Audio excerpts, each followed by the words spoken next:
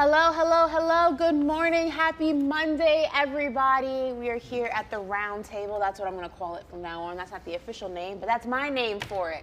It's not round, though. It's round. What shape is it, Ash? It's a hectagon. There we go. We learned that. We were going through the shapes the other day, and we couldn't figure out what. I always thought hectagon had 5 sides. You're asking the wrong person. Yeah, Oh, you know what? know. The pentagon is 5. That's actually, duh. Okay. Shout out to Nagin for correcting me. Pentagon is 5, hectagon is 6. Got it. Here we are. Man. Well, luckily this is not geometry. This is paper route, and we're going to be talking all things football today. It was a hectic day in the NFL. It was a hectagon Sunday. It was a what? Hectagon Sunday. Yeah, they like the joke? No. It was like, some will say it was a little bit underwhelming NFL Sunday because the Cowboys weren't playing. You know, everybody loves to talk about the Cowboys for good, bad, or indifferent, but don't worry because they are playing tonight against the Los Angeles Chargers. We'll dive into that. It's a game that I'm a little nervous about, to say the least. But listen, what did you guys do this weekend before we dive into anything fun? I like to chill on the weekends and just, matter of fact, it was a big-time Little League football game my way. Delray Rock's boy versus Boyne Bulldogs. So many NFL stars come from those two little cities, Right. So it was You know, live. I used to cover It was youth live. football, right? Yeah. Did you go out there? Yeah, I was Yeah. out there. Everybody was out there. It was like a who's who out there. It was nice. Why you ain't text me? It was- I would've pulled up. You should have pulled up. There's nothing like youth football in South Florida. It's a thing. dope. Yeah. It's awesome. I actually learned that from experience. My first job in sports was covering youth football for NBC. And I used to cover everything from like the Liberty City Warriors to like Crazy, Flow Riders right? team, the Snoop Dogg. Yep. And I was like, this is not a joke. Yeah. This is like Friday Night Lights for little people. For real. It's a big Yeah, deal. like It's a big deal. it's a big deal. All right, guys. So first and foremost, let's start it off like this. Before I'm gonna start with you. What stood out to you last night in the NFL world? That it was no dominant teams in the NFL like I've been preaching since the season started. Ooh, what a So take. everybody wanted to crown the 49ers after the Cowboys wins, Right. right? But we forget that they only beat the Cardinals, the Giants, the Steelers, and they beat the Rams by like a touchdown. So again, they had their best game when the Cowboys had their worst, and nobody's that much further away from everybody else in the league. So everybody's in a mesh. So I think this is gonna be the best playoffs Come on, ever. B. Come this on, B. year. Listen, I do think. I actually don't disagree with that, though. I do It's think. still early, though. It's still early I'm this season. telling you. Yeah. Listen, I do think that it's going to be an amazing second half of the season, postseason. It's going to be interesting. What I hear you saying is there's more parity. I get that. But bro, like, come on, you've been in the locker room before. 49ers losing the game, the Eagles losing the game. You know, hell, even the Dolphins got blew out, right? Blown 2 weeks out. ago? Blew out. They got blew out. So so we've been in those situations before where we know you can drop a game or two any given Sunday, but doesn't make you a bad team. So you think, okay, the past 20 years, you either knew the Patriots going to be in the AFC Championship, Right. and the last 7, you knew the Kansas City Chiefs That's was going right. to be in the championship game. You feel like you can point out a team right now and say they're going to be in the championship game in any conference? Well, you No. just named it, the Eagles, and that gets me to, my biggest takeaway from week 6 is upsets, big upsets and big injuries. And so, yes, like I do believe the Eagles and the 49ers are teams that you can look at and be like, yo, they're going to be where they need to be at the end of the season if, you know what I'm saying, they survive this injury bug, right? Like the 49ers was hit, McCaffrey, what's going to happen with him, what's going to happen with Debo Samuels, even if it's just a couple of games, that can alter a season. You got Big Lane Johnson that went down for the Philadelphia Eagles. That's a big deal. And then across the league, we're gonna you have discuss the Eagles in a little bit, so don't give us all your stuff away. We're gonna do that actually next. But your biggest takeaway was the Jets. Well, I was. Yeah, but we gotta, there's a pace. We're doing a pace today. We're training you, Brandon. Okay. We're training you. Okay. So, Okay. What was it? What was the biggest takeaway for you? The JETS? What? No, I mean that's where I was. It's big injuries and big upsets. Okay. Yeah. Mine was down goes San Francisco. Obviously, real quick, they lost to the Browns' backup quarterback, and we lost with our quarterback. So if you're a Cowboys fan, you did not have a good time watching that game yesterday. But let's go and talk about the Eagles a little bit, because down goes Philly. There you go. All right, the Eagles lost their first game of the season in a stunning loss to the Jets. There you go. Jalen Hurts had 3 picks. I wonder if they're going to give him the Dak Prescott treatment. You know what I mean? Like, oh, he's here. Probably not. That's only reserved for the star. Well, Jalen Hurts, he had 3 picks, and it gets worse because right tackle Lane Johnson and most of the Eagles secondary left in the game with injury. Now, biggest question going into this is, should Eagles fans be worried about their birds? Again, it's only week 6. We're not even halfway through the season yet. Remember, it's 18 weeks in the season now after they added the additional game. So there's a lot of football left. But with what happened and what transpired yesterday, should Eagles fans be worried about the birds? B-Flow, let's start with you. You saying this team can be in the NFC Championship now. The team this year that the Eagles has shown week in, week out, you can crown them and say they can be in the NFC Championship. I don't think the offense has been as efficient. Okay. Points. Slay is a dog to me, right? Slay is one of the best corners that have played the game for a while. He's not having his best year, like as a number 1 corner. And this defense is going to need him, right? That's right. For them to make a championship run, he's going to need to make the plays to get this defense going. And like you said, these injuries, they're going to hit this defense way harder than people think, because this offense, they lost their offensive play caller to the Indianapolis Colts. And that's a big deal. To me, it's like they're still trying to figure it out. They winning games. They're like Kansas City. They haven't have an identity, though. They have an identity, but when it comes to the playoffs in the NFC, I feel like Detroit have an identity. Okay. How we mentioned San Fran have an identity. I mean, the Cowboys, Cowboys gonna figure it out. So for me, it's like, I'm thinking I'm in trouble from the Eagles fans.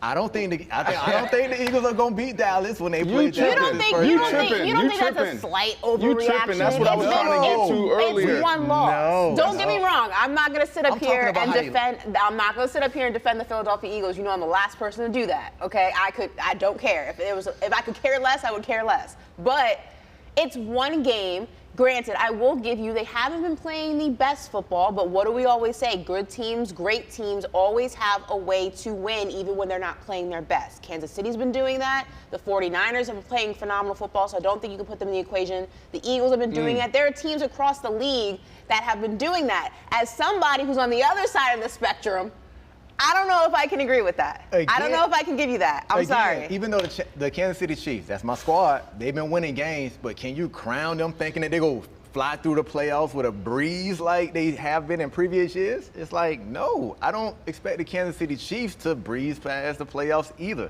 Bro, that's what I was trying to get to earlier, where it's like, look, after the first 4 weeks, maybe 5, you know what I mean, you can start, giving hard black and white, analysis on what this team is and commentary.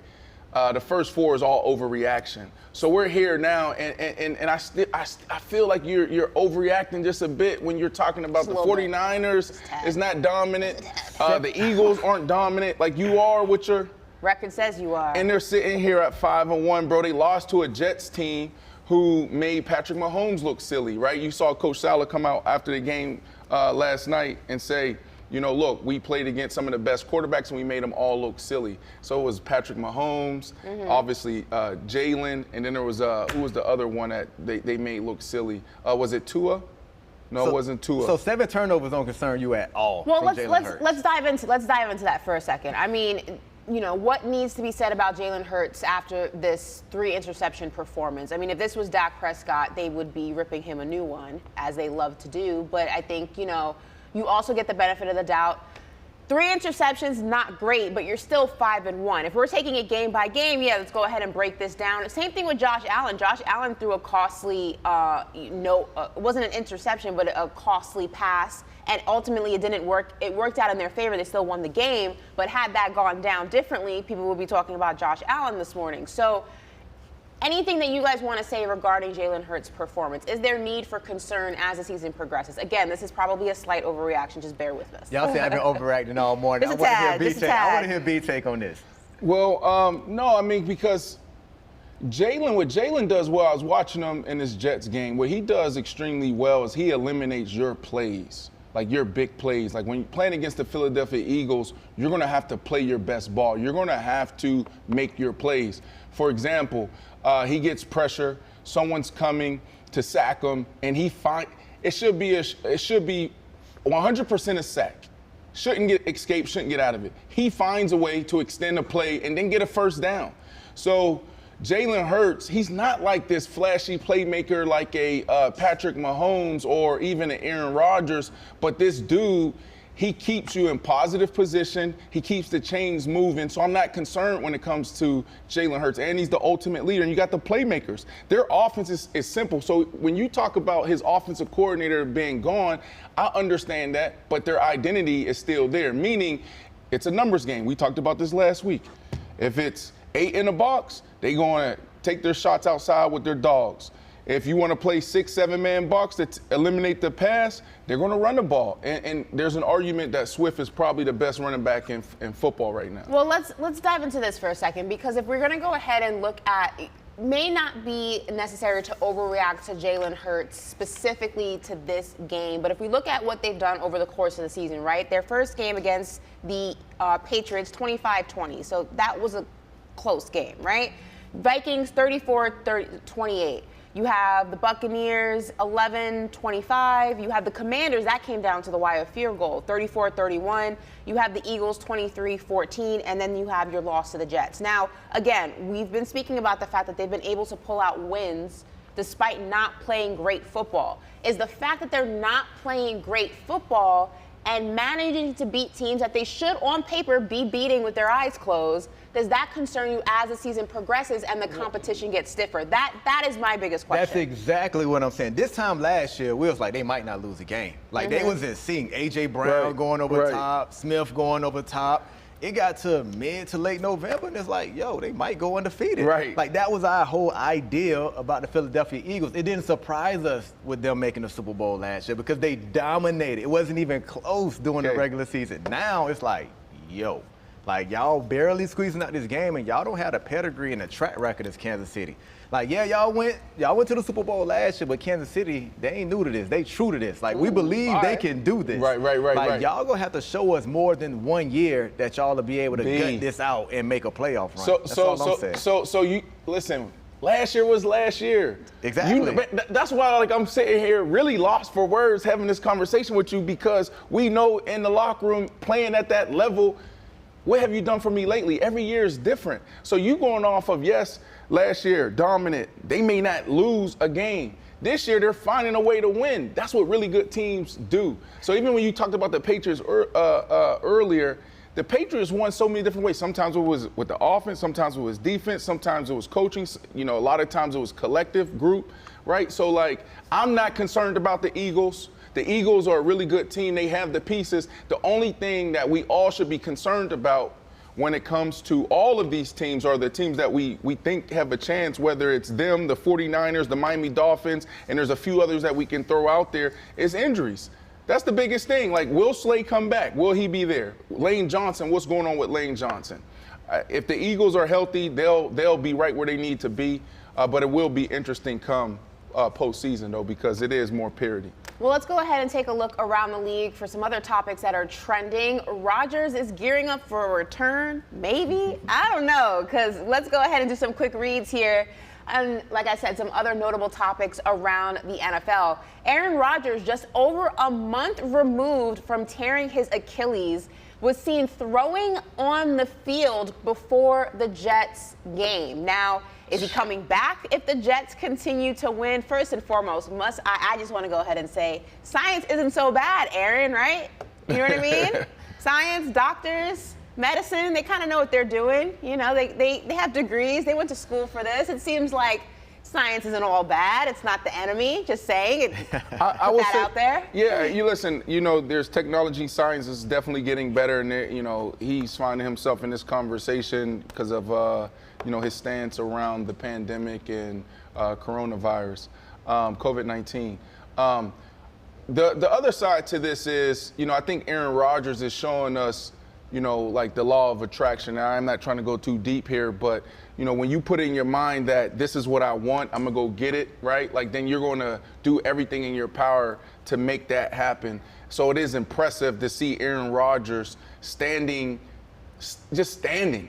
We're talking about walking. We're talking about throwing the ball. You know this, bro, being in the locker room and seeing so many dudes with Achilles injuries. He's not buying what you selling him. not? He's not buying what you selling him. Like, I can tell by his face he's looking at you like you got 6 heads. Just think about all the guys we saw go down with Achilles injuries, B. And this phase of their process, what they were doing. No. Fucking hobbling around like, wow, like life is over. Laying on the treatment table, getting soft tissue work. This dude is on the field throwing the ball, bro. And people, don't give us too much on this because we're going to actually spin the block on this conversation and have it a little bit more in depth later in the show. So we can do it three times. This will be a new audience. Just give us your first reaction to it, and then we'll dive into it later. This guy did not tear his bicep. Like, he can still throw the ball. He can hobble out there and throw the ball. Like, we seen guys have surgery, and sometimes they come with a little roller, and some guys like, oh, bro, you had surgery yesterday? Like, I ain't know. You kind of walked. Let's talk about Achilles. Don't tell me about surgeries. Tell me about Achilles. Some guys walk after Achilles surgery. Like, we got to pipe down off this Rodgers mic, make him Some guys even, like, in basketball, there are guys who have actually gone back into the games after, like, tearing their ACL. No. You had Kobe shot free throws. He was standing there. But he shot free throws. His upper body was working. No. That's Well, how I I feel hear what about y'all Rodgers. saying as far as upper body, but I'm sorry. I just don't. I think you may have, forgot those moments in the locker room, seeing our guys with Achilles. I personally can't recall a guy a month out of surgery standing up and walking without crutches, without any type of help. I can't recall that with Achilles, bro. But this is television. Did we actually see him walk to the field without a limp and everything like that? No, he has a limp for sure. Yeah, Even in the locker room, he was like leaning on the crutch. It was a little bit of a limp. He's not like full up walking. Procedure. But like I said, we'll spin the block on this. We'll dive into it a little bit deeper. We're going to talk a little bit Belichick real quick. Is he in the hot seat? The Patriots are 1-5 for the first time since the mid-90s. I was a baby, guys. I was a baby in the mid-90s. How old were you in the mid-90s? Let me do the math. Brandon was like 30 in the mid-90s. Mid-90s, I was in middle school, 96. Nah, I was probably... We the same grade. age, B. We was right around. Mid-90s, I was like 4 years old. 99 was my freshman year in high school, excuse me. 99, I was in kindergarten. Yeah. Yeah, I was in kindergarten in 99. Bill Belichick on a hot seat? What? Hold Listen, on. New England's next 2 games are the Bills. That could be a little bit of a wild card, and the Miami Dolphins, who have been rocking and rolling despite some of the L's that they have taken. Now, should Bill Belichick be on the hot seat? B-Flow.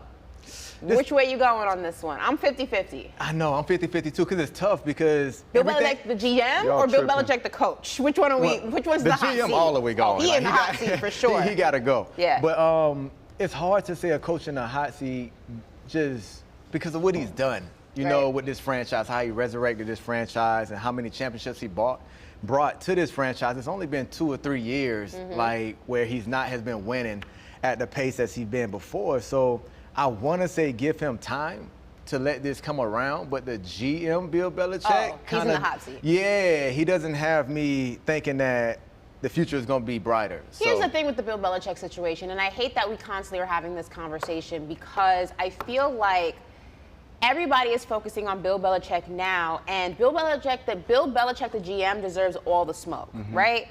But Bill Belichick, the coach, his legacy is cemented. It's been cemented. He could never win another Super Bowl, and he's in the Hall of Fame. He's one of the greatest coaches of all time. So this whole argument of like, if his legacy doesn't take a hit. No, it doesn't take a hit. Right. He has 8 Super Bowl rings. Like, what are we talking about? But like, it's insane that we're even having this conversation. Well, There's legacy as a coach is not in jeopardy. I don't care what Mac Jones does or doesn't do. The real ones know that, Ashley, but the problem is the media is one of the most powerful things in the world, right? Because you can control the mind of the masses, okay? And that's the narrative right now is when we talk about Bill Belichick, it's like, can he win without Tom Brady?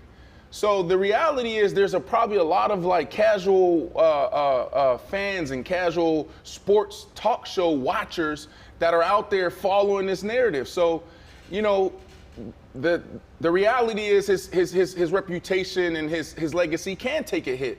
Because when we talk about Bill Belichick, let's say 15 years from now, say he's done, 15 years from now, people are going to be saying he never won without Tom Brady if he hasn't done it. We're not going to be talking about the epic 20-year run that he had and how he revolutionized the approach to coaching and preparation.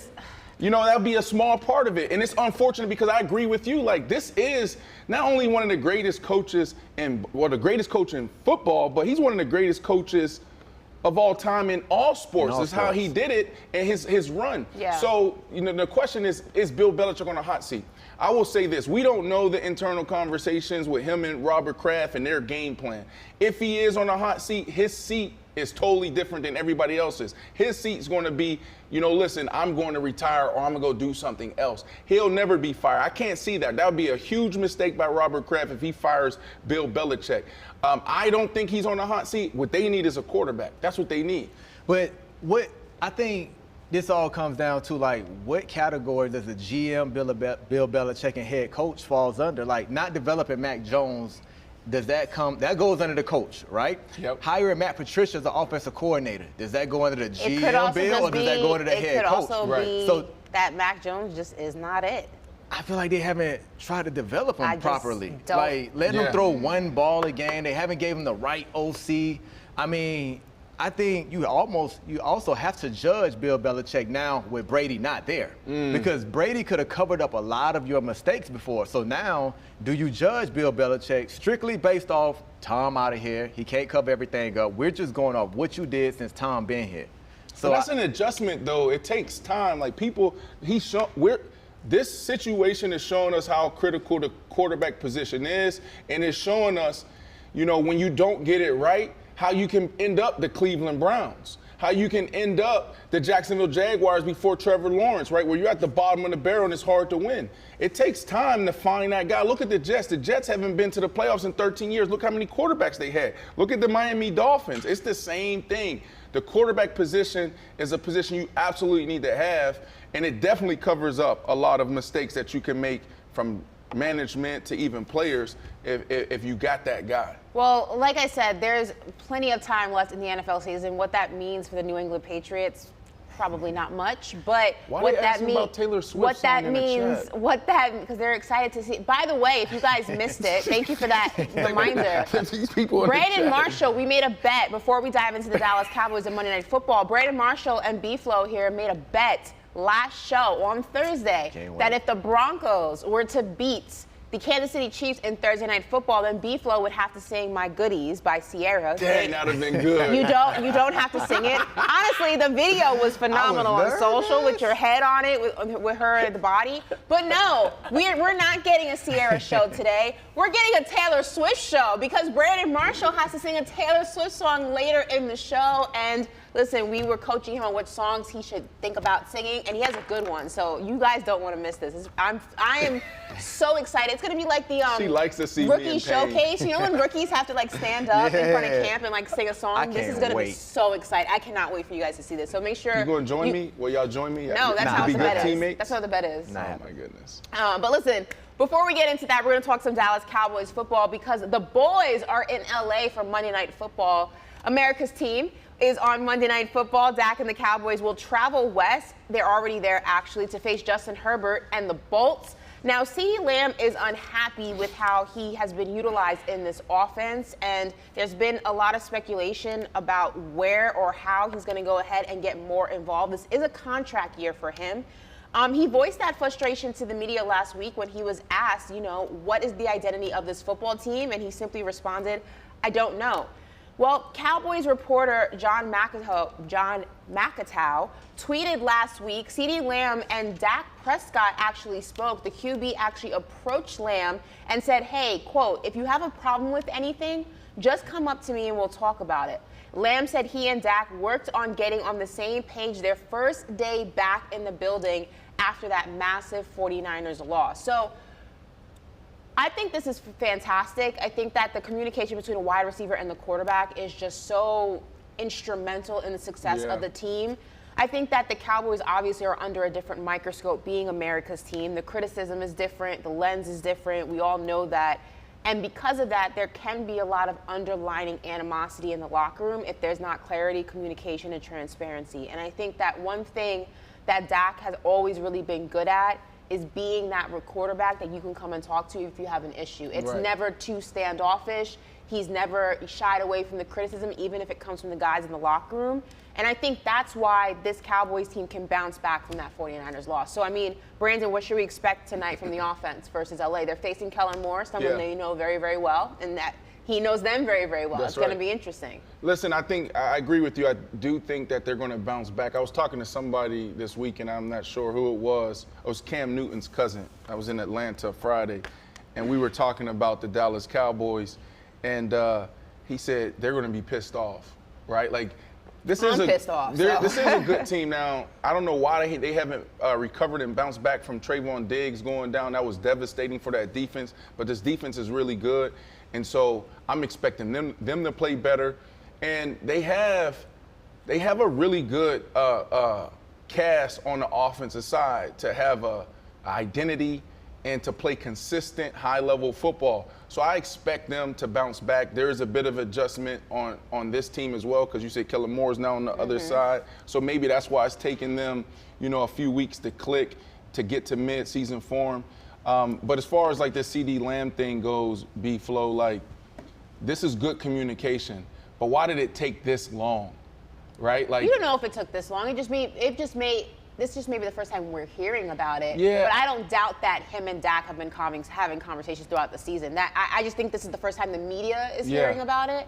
But I don't think that it's the case that they haven't been speaking. The reason why I said that is because, like, you said it, like, that relationship between quarterback and wide receiver is critical. And it's critical because the wide receiver is an interesting character in a way, where our mind just process football is totally different than any other position, and it can come off as a selfish thing. So as a quarterback, you have to make sure that you're always aligned with that receiver, because every day it could be different. Like, if we had a good game, bad game, win, loss, like, it could determine, how we're approaching ball. So you're always in communication. And what scares me about this, and that's why I brought it up, is because Fitz, I would never say anything publicly when we were playing, because we were always talking. We were always in communication. I wouldn't do that because I already talked to him. He knows how I feel. He knows what we need to do. I know how he feels. I know what he wants me to do. So hopefully, this takes him to a whole nother level. And what I'm learning, the last thing here is not everybody knows how to communicate like the great ones do. You know what, though, B-Flow? I'll say this real quick. I think that the only reason we're hearing about Dak going up to CD is because of two things. One, how the Cowboys lost to the 49ers. And then two, the comment of Jerry Jones when asked, should CD Lamb be getting more touches? He says, I don't know. We should be passing the ball around to multiple tight ends and wide receivers. And I think it was the combination of that and then CD being spoken to at his locker and him saying, what's the identity of this football team or this offense? And he says, I don't know. I think it was just a culmination of things. Had none of those things happened, I don't think we're hearing about a conversation between CD and Dak. I think it's just the perfect storm. So I think they actually had this talk behind doors, right? Right. And it's been going on for what, 4 or 5 weeks? And he's like, all right, after our first talk, I'm thinking you gonna get me my touches, because no matter what play call, your quarterback, and like you said, your receiver should have some kind of connection where it's like, I know I'm supposed to go at the ball, but I'm gonna get you going. Like, you my guy. Like, I'm gonna abandon everything, and I don't care if I'm feeding you in double coverage. You go know I'm coming to you and trying to get you into the game. That's right. And CD haven't felt that. So he might have had one more quick conversation like, yo, feed me the ball. And Dak had that whole just deliverance to the game that Jerry Jones had, like, I'm going open guy, right? So he got so frustrated that it was like, yo, I need to let people know I'm not okay with this. And maybe if I do go publicly, it'll put some heat on him, and then it will change. But is it a CD Dak thing, or is it a CD Mike McCarthy thing? Which leads me to my next question, because the old offensive coordinator, Kellen Moore, is now going to be calling the plays for Justin Herbert. Mike McCarthy is going to be calling the plays for Dak Prescott. So one, who's going to be having the bigger game, and is the lack of incorporation of CeeDee Lamb in the offense more on Dak, or is it on Mike McCarthy, who's not calling plays to get him involved? Dak for sure. And I just harped on, it's like whatever the OC calls, like whatever Mike McCarthy calls, is like feed CD early. Right, So he right. feel like he got his touches, and he going to come alive all game. And you have to know what kind of players you got on the team, right? You know when your quarterback get in a funk, you got to get him out. A quarterback should know when his receiver get in a funk, he got to get him out of that funk, right? It's like, you know CD is his best when you get him the ball early. As a quarterback, I don't care what McCarthy calls. Like, I have to get my guy going. Do you want him to audible out? Not audible, just go within the play call and just, I see where you went with that. So the thing is, it's like, that's more of a Mike McCarthy thing. It's like, when it's about the players and not the plays, and that's like those first 15, those first 20 is critical. When you have a guy, like when you have a dog, you have a number one, you have to script plays for him. But the reason why I said it's a Dak thing is because the really good quarterbacks, the elite quarterbacks, they know how to manage their wide receivers, right? And I'm not saying that he doesn't because I'm not there, right? But like, I'm just answering your question.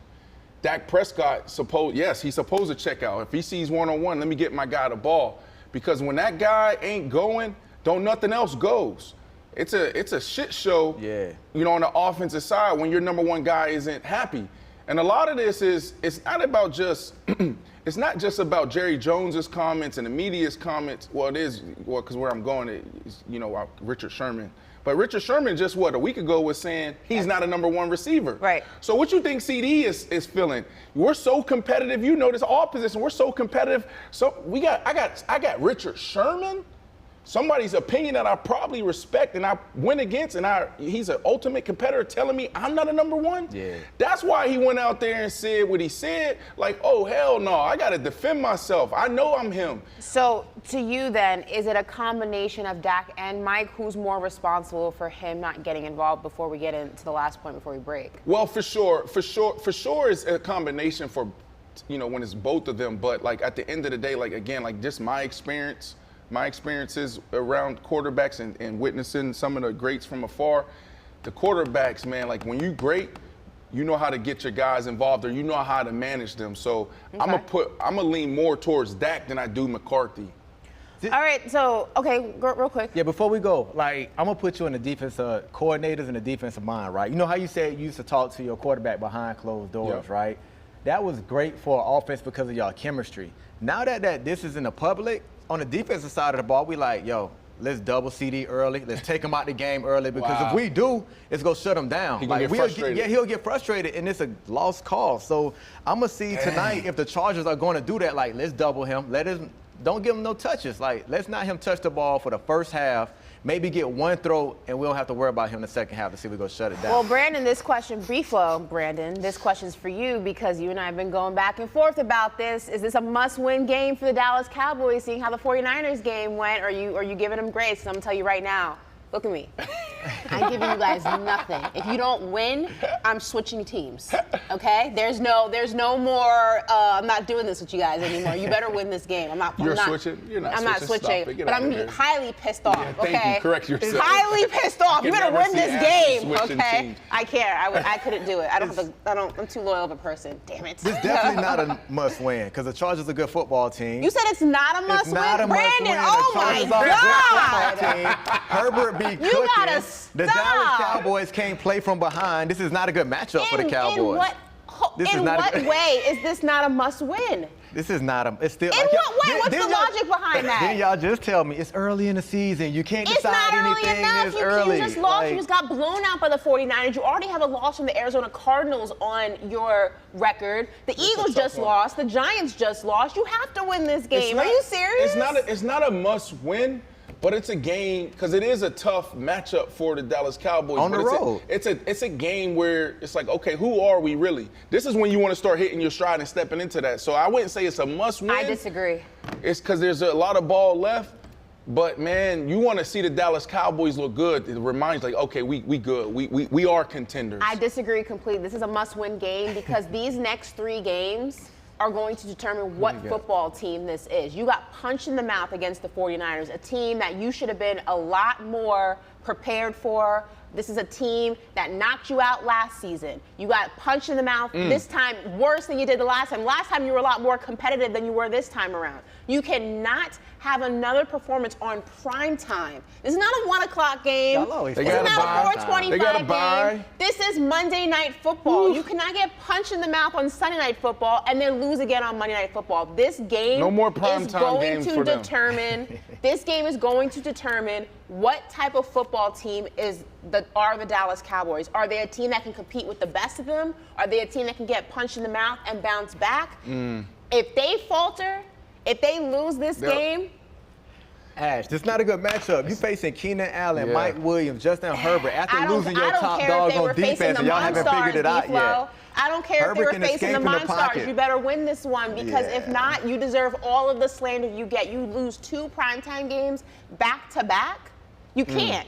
You absolutely can't. This is a game not only about pride, this is a game also about just setting the tone on what your identity is going to be these next few weeks. You can't lose 2 back-to-back primetime games. So this is what we're going to do because we're going to leave a little meat on the bone. We're going to go to break, and when we come back out of the break, Ashley's going to take us potentially back to the Dallas Cowboys. Maybe. They just got me mad. Listen, you guys stick around. We'll be right back after this. You said about MJ before, though. What did I say?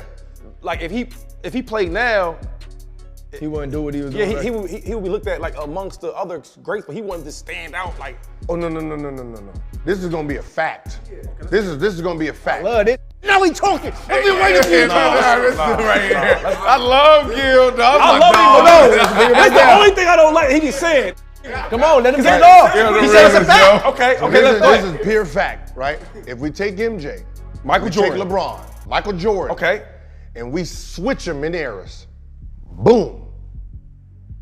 Michael Jordan's personality, the way he lived his life, he will not be perfect like LeBron is. I mean, in this, we're talking about on the court. I don't know about No. Whoa, when you talking about your whole package, dog. When we're talking I'm about not doing that. No. I don't do that. When we're talking about Nah, Ja Morant and the silly he's doing, and that's tarnishing his legacy. You take MJ's personality to the gambling, all that, and put it in this scrutiny. No, That's every player. He is not MJ. That's every player, bro. Not LeBron. Well, I'm the same. Whoa. Okay, so LeBron didn't have a ticket in his era. LeBron, you put him in an era where you don't. Bro, There's no media. I know. He ain't got a ticket, bro. He don't have a ticket. LeBron, there's nobody like LeBron. LeBron is the best role model we've ever seen in any sport. But that's what I'm saying. Hold up. This is where I push back because we. But if you, you get a personal business. I'm talking about but we're talking about a image that we see. Bro. I'm just saying a player. I'm saying him as a basketball player. Magic was sleeping with all type of women. Didn't know about it. Jordan was gambling. But that's us.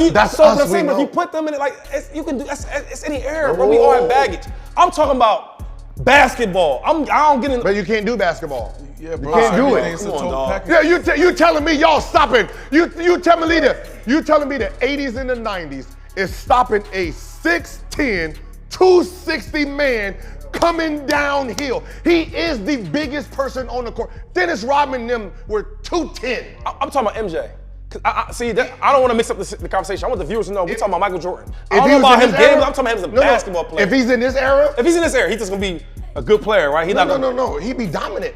Will he be just as dominant back then? Would he like now? Yes. Okay. I thought you said, okay.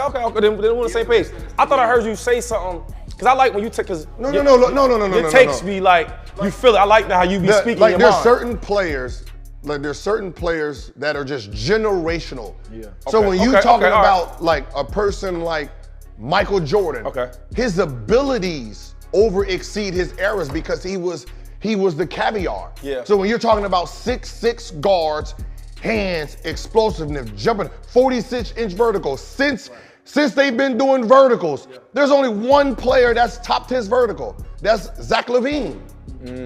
That's it. Now you're talking about Zach LaVine jumping ability with a Russell Westbrook takeoff, with a Kobe swag. Right. Well, that's a whole. So we're on the same page then. Okay, cool.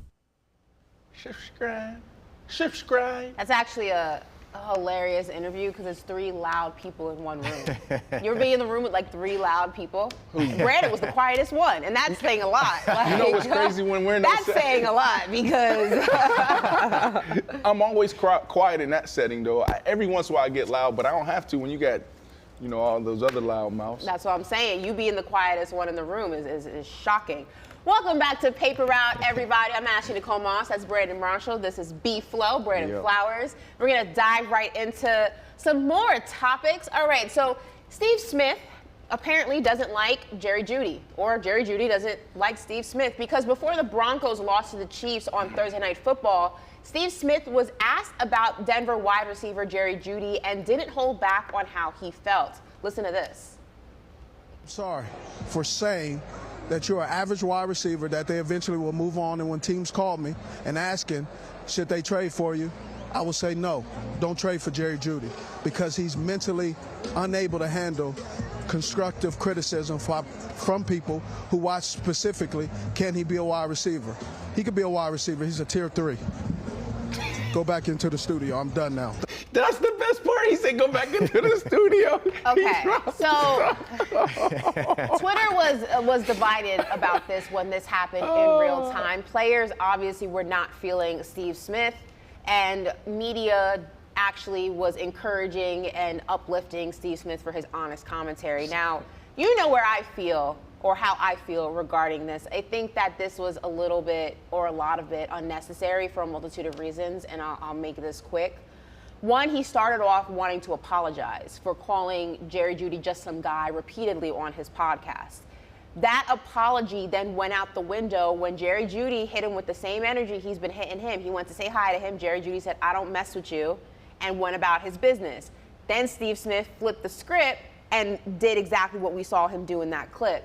Here's my thing. You can't get mad at somebody, a player, for hitting you with that same energy that you had towards them. I don't like when people like, what's good for the goose got to be good for the gander. I don't know if people know what that's saying. It's an old saying. But you can't be mad at somebody for treating you the way that you treat them. You know what I mean? So in this regard, Steve Smith has constantly been throwing little jabs at him on his podcast. It gets back to Jerry Jeudy. He's trying to play nice in his face. And he's like, I'm not doing that with you. What's the issue? Right. What's the issue? Right. Like, is he supposed to just what? Like, put his feelings aside because you had what you wanted to say on your podcast, on your situation? I just feel like also Steve Smith is like, that could be his kid. Like, if he had him at 20. You know what I mean? Like, he's a 24-year-old football player. You beefing with a 24-year-old as a 45-year-old old head in the game. He probably looked up to Steve Smith at one point. Right. He probably idolized his game at one point, and you out here beefing with him. Why? Because he didn't like what you said in your podcast, and he hit you with that same energy. Like, I felt like this was corny. I'm sorry. I didn't like it. I thought it was corny. Why are you smiling over there? I thought it was below the belt. I thought it was weak. I don't know. As soon as this happened, Ashley texted me this right away, like what how you feel? I spoke to multiple players, not just in NFL. I spoke to a bunch of NBA guys who were like, nah, this is mad corny. Like that. So it's not like I'm just like pulling this out of, like, multiple people felt like this. I just thought it was corny. That's all. You got to know who you're dealing with. Like, if you know Steve Smith, like we know Steve Smith, I thought he did a hell of a job composing himself. Because but he's not a player anymore, it doesn't matter. It does matter. When you're not a player, that doesn't change how you feel, how you go way about analyzing, how you go about handling life. Like, the Steve Smith we know, he would have slapped him right there on the field. But what I'm saying is like, you're talking about Steve Smith, the player, the person outside of the game. Steve Smith now works for NFL Network, and this may be a hard switch for a lot of former athletes to flip. No. What I'm saying is that this may be a hard switch for them to make, because when you're an athlete, you're allowed to say and do certain things to other athletes. You know what I mean? It's kind of part of the landscape of the sport. But now you're standing there with NFL Network on your mic flag. You're no longer just an athlete. So whatever animosity you may have about the way that he treated you based on how you first treated him, which is like an insane ideology if you think about it. Like, you mad at someone for keeping that same energy. You also have to move differently because you're no longer just a former athlete. Now you're a media personality. Now you're an analyst. You can't just go around doing that. So go ahead, B.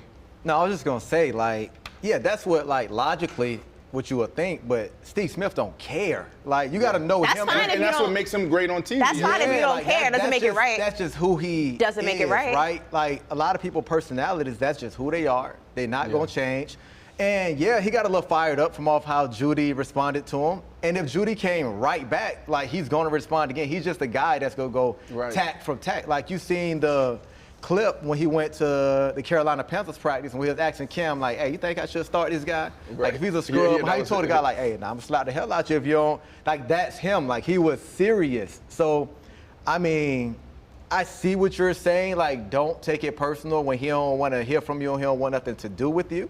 But a guy like Steve Smith, he's going to always give his honest But opinion. he went in there trying to apologize and then flipped the script 90 seconds later.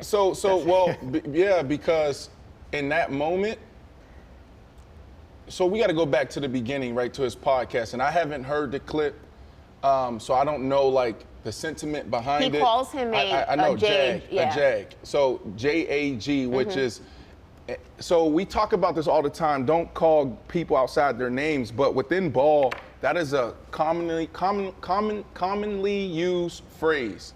Just an average guy. It's no different for us to talk about, you know, hey, this guy, is he good or great? Or is he just average, or is he not that good? So that's a term. So I haven't heard him use it referring to Jerry Jeudy, so I don't know what type of emphasis he put there. I don't see anything wrong with using the term jag because we use it all the time in ball, in the locker room, in meeting rooms, okay? And so what I did hear Steve Smith say is like, well, he's actually playing good right now. That's what he said. And so he wanted to go up there. Accountability is critical, which media, there's not a lot of accountability in media. This is where I actually like what Steve did, part of his process. I'm going to go to Jerry because I said you wasn't playing well, and I said that you're just an average guy. And now I'm going to say you're actually playing well. I want to apologize. In that moment, that's where I feel like Jerry Jeudy made a mistake because you're supposed to look at it like, you know what, I appreciate that. But it's what, Thursday night football, you're getting amped up and you're using all of that. All that shit that people are saying in the media, those clippings, we're using it as players to get that energy you need to go out there and perform at a high level at times. And so I can see why Jerry Jeudy was probably in the wrong state, but you got Steve Smith coming up to you saying that. It's like, all right, cool, let's move on. And that didn't happen, and then Steve responded the way he did, and then now, Ashley, that's where I agree with you as far as like that second part. You know, you don't need to go that far, but that is Steve Smith, and I thought it made for great television and great debate. My question for you, though, is why should Jerry Jeudy be the one, if just the guy offended him or ruffled his feathers or whatever, made him feel some type of way because it was repeatedly happening. It wasn't like a one-time situation. Like, he constantly referred to him as that.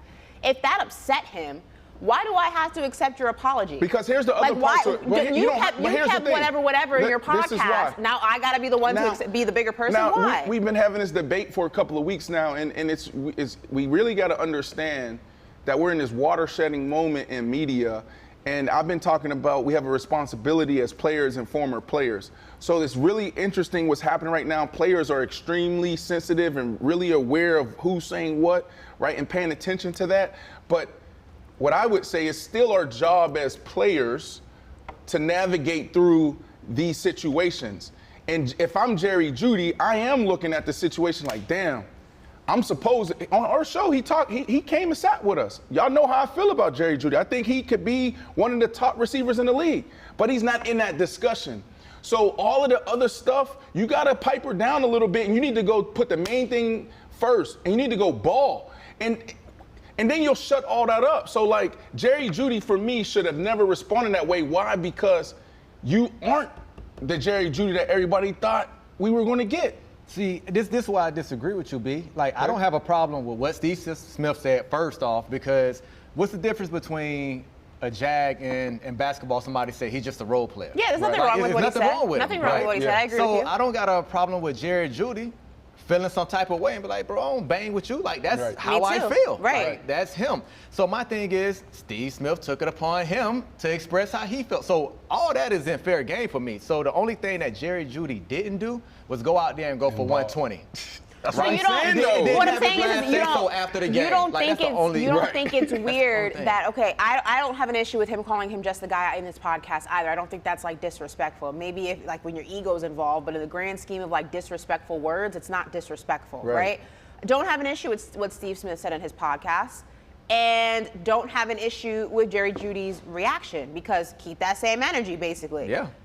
Why is that not where it ended? Like I feel like Steve Because Smith he said other things. He started cursing. No, he just said I don't mess with you, ninja. Yeah. We'll say that. That's it. That's no, all he said he was cursing. He didn't give us everything. He said I don't mess with you, ninja. That's And what he said some curse words that he wasn't. Or I don't he also, effing mess with you, And or whatever. What's wrong? You don't because What's wrong with that? That's a lot wrong with that. That's it's respect. Like if Randy Moss or when Deion Sanders was sitting on the sideline when they was coming to the games, we've had conversations, but I'm not going to respond that way to dudes that are in that same fraternity or dudes that I looked up to. I'm not going to do that. It's just a respect thing because the Jag, if we're saying Jag is not that disrespectful, then why are you so sensitive to it?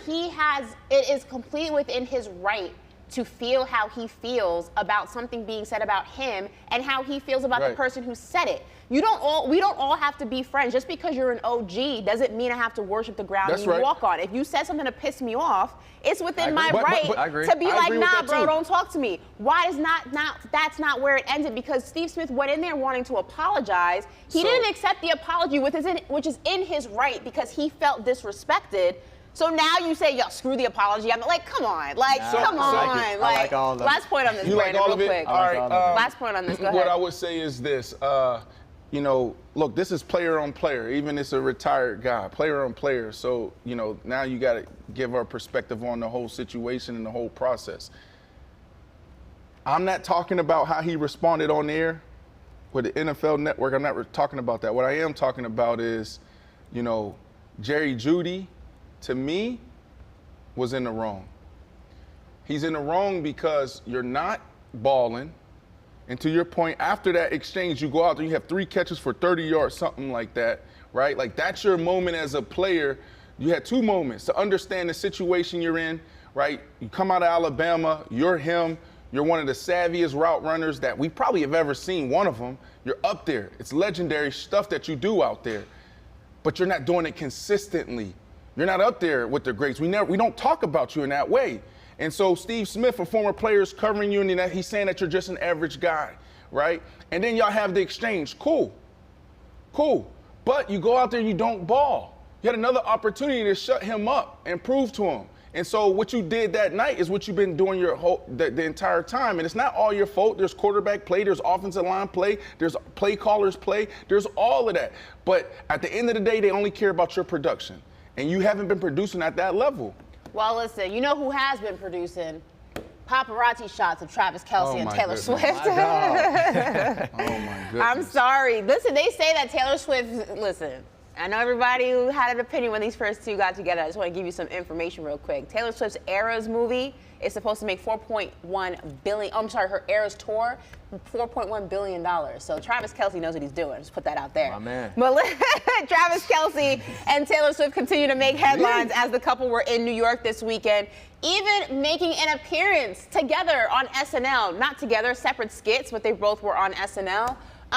Guys, the coverage, the attention of this couple, hate it, love it, don't care. Go ahead. I love it. Like Kelce is a star. Anytime he graced any one camera, he's been on SNL before he's been with Taylor Swift, and he did a great killed job, it, right? yeah. Like the camera loves him. He loved the camera. Just so happened he went and started dating a mega star, like $720 million megastar. Fit for TV. It's a big difference. He's a professional. It hasn't affected his game. Like, I love everything that this is, like, the league is giving, how much attention is getting from the league, and we need to continue to bring more fans into the NFL anyway. Right. So I'm all for it. I guess my Real question quick on this, is, because the chat hates this conversation. they hate it. Okay. Hate it. All right. My question is this a publicity stunt or is this a relationship? You know what I'm saying? And I'm for either one. As long as they know that and they define that and they're home. Why do you think it's publicity? Because they're always being photographed. It's Taylor Swift. She can't really leave it's the like, house boom, without. Just a couple of weeks ago, Taylor and Kelce is dating. All right. Now, a week or 2 later, she's in the suite. Then she's back in the suite, okay? And now, you know what I'm saying? You're out, y'all doing Saturday Night Live and other things. Y'all are embracing it. I would say if this is a real relationship, you're setting up your relationship for failure. It's too much too soon. Bro, you just meet a chick and you out. Now we.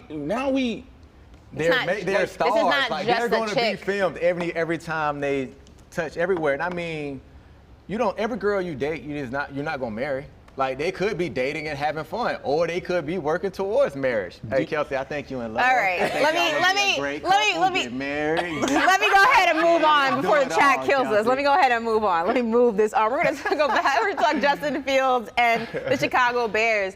Justin Fields left the Bears' loss to the Vikings with an injured right hand. X-rays were negative, so that's good news. And he is having an MRI today. Brandon, Bears down. Bears down. How much of the blame should Fields take for the Bears' problems? I just want to put this out here. Brandon and I have gotten into a heated conversation multiple times about this. So go ahead. Yeah, so let me pull this up really quickly. While you do that, B-Flow, what do you got? How you feel about this? How much of the blame should Justin Fields take for the Bears' problems?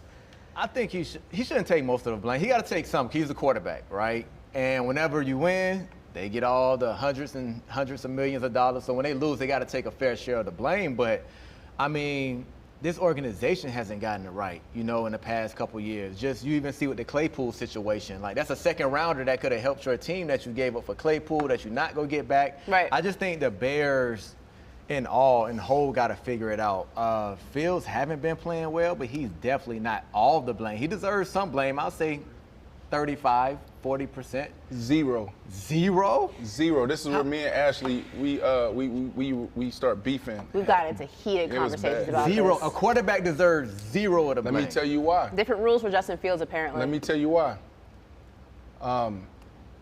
Bro, sometimes we got terrible coaches. It's the coach's job to put your players in position. And I would say, when you look at this year, that the coaches didn't put them in position. New regime come in. Justin Fields just last year was sensational. I think he was the first quarterback to rush for X amount of yards, et cetera, et cetera. So we saw like that dynamic come to life last year. And now we're like, okay, can we put him in a system where he can showcase his arm talent? Does he have arm talent? What do we need to do? So the first 4 weeks, the first 3 weeks, it's a shit show in Chicago. He comes out, makes a statement. Well, it's the coaching. Now he has to deal with that. It's a big deal. Now, this is what I was talking about with Jerry Jeudy. Now you're in it. Now how are you going to respond? When he said that, it's the coaching. They made adjustments. What happened? Bro, he goes, right after that game, he goes 28 for 35, 335 yards, his best statistical game throwing since he's been a Chicago Bear. 80% completion percentage, 4 touchdowns, 1 interception, 132 quarterback rating. Then the next week, he follows that up, a 40-2 victory over the Commanders, who's playing really good ball. 15 for 29, 282 yards, 51%, not so great there. But he's had 4 touchdowns and 0 interceptions, 125 rating. So the problem is the coaching. We address the coaching, get out the way. And he goes out there and he has 2 legendary games. And so now he's hurt. That's a big deal because if they would have stayed on this trajectory, this dude would probably be in a position where he's looking at the organization like, yo, y'all got to get these guys out of here ASAP if they can't continue to put me in this position. So it's all coaching for me. So you kind of putting him in that category that Tua was in with Brian Flores, where it's like you didn't see Tua's maximum like capabilities because he was getting, just pressed by the head coaching and the play calls and everything like that. Like, that's what you put Justin Fields as. If he get a Mike McDaniels, he can just go ahead and start flourishing. Like, is that what you're saying right now? Yeah, he doesn't even need a Mike McDaniel. He just need a coach to say, you know what, what do you do best? But it's hard to say that because he had Nagy, and then now he has this new regime that came in. Yep. Like, how many different regimes will you give a quarterback? Like, you got to give this coach at least 2 to 3 years. Was Not only- Nagy's system good though? Like that's the But question. this is my question for you, Brandon, because I feel like this is the part where he and I disagree.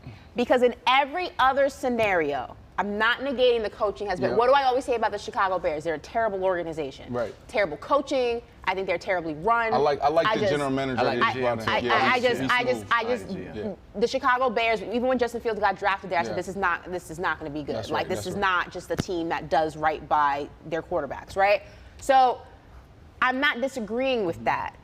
But to Brandon's point, you have seen him go through different chapters since being drafted there. That's right. So I don't understand how seeing that and getting multiple different equations, not saying they were all perfect equations, each equation had gaps in it, but they were different.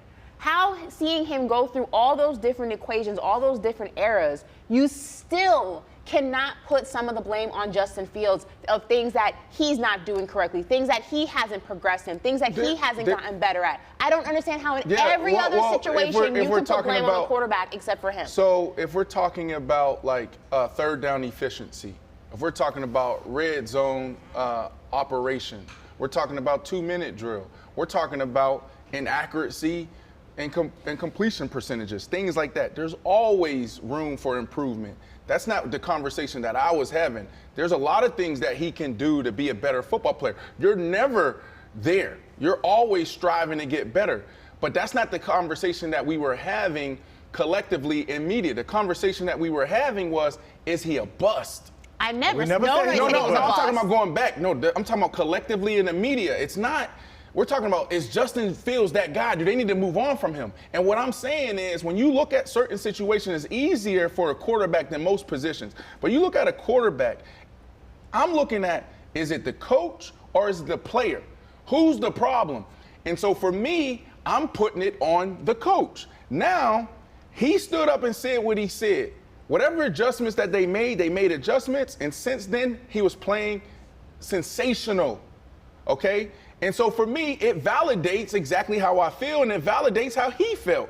Now, it sucks because it's a very small sample size. It's only two games. And that's why this injury is devastating for him and potentially his career.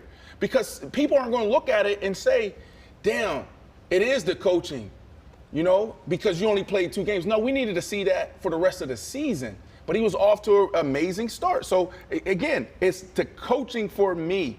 That's what I'm saying. So I'm gonna ask Quick you this. last B. word on this, I'm gonna Brandon. ask you this. That's your analytics on that, Yep. right? If you're the general manager of the Chicago Bears and you got the number 1 and 2 pick of the draft, are you going Caleb Williams and Marvin Harrison Jr. and trading away Justin Fields for like an offensive lineman and seeing what you can get? Or are Yeah. you sticking with Justin Fields and you'll pass up on Caleb Williams to run your franchise? Listen, it depends, right? Because actually, Come on. it's not no come on anything. It's simple for me. Like, do you look at the numbers? I just want to know what you're going to do. Look at the numbers. You have- Basically, what I'm saying is there's a lot of players that are in terrible situations. There's a lot of players in terrible situations. We can't just go out there and just say this. That's when you really know the game and when you really peeling back the layers.